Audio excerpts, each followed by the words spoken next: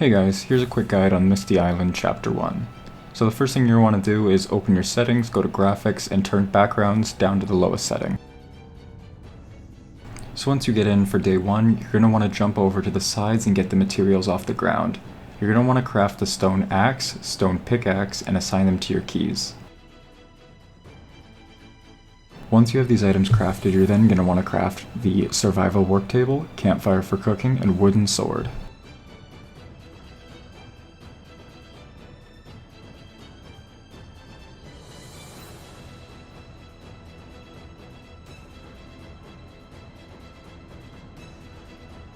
Now that you have these items, you're done your day 1 goals. For day 2, you're going to want to get some food with your wooden sword and craft the overload sword Mark L1. Note that this sword does require gold and it does take a bit to drop, but you do only need one piece.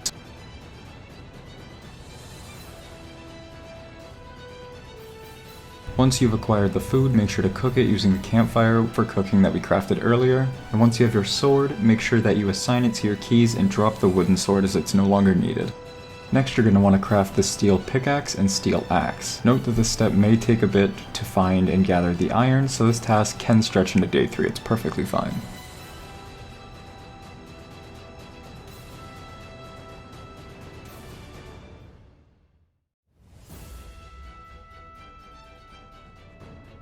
Now for day 3, you're going to want to work on getting your armor. You're going to want to craft the studded shoes, gladiator armor, and either the sloppy exploration helmet or iron helmet, as they both have the same stats, so it doesn't really matter which one you choose. Getting the materials to craft this armor does require killing mobs, so make sure you have plenty of inventory space for food. This task probably won't be completed day 3, but it's nice to get it started anyway.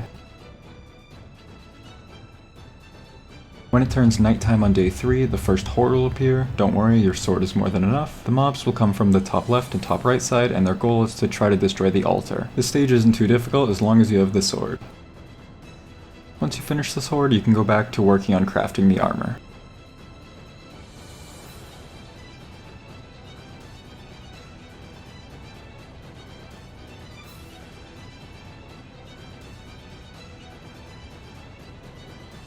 Once you have this armor crafted, make sure you equip it and drop the old armor. The final thing you're going to want to do is work on crafting defenses. All you really need is a wooden fence for the left and right side and a crossbow tower for the left and right side. You can also get more food here if you don't have enough. Once you have all 4 pieces of defenses built, you're going to want to place them before night 6.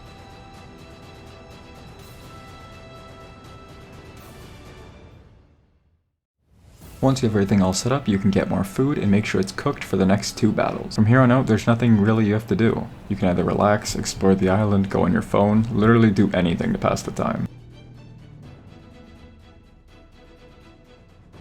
For the night 6 battle, it's pretty much the same as the night 3 battle, except this time there's a boss. For attacking the regular monsters, if you want, you can hide behind the fence, as your sword is a pretty big reach. For the boss, if you go behind him, he won't be able to attack you with most of his attacks, and he'll be aggroing on the altar and the wooden fence, so don't worry. Don't worry if you take any damage. Once you defeat the night 6 horde, you're going to want to replace any wooden fences that got destroyed, and once you're done that, it's back to waiting for the horde.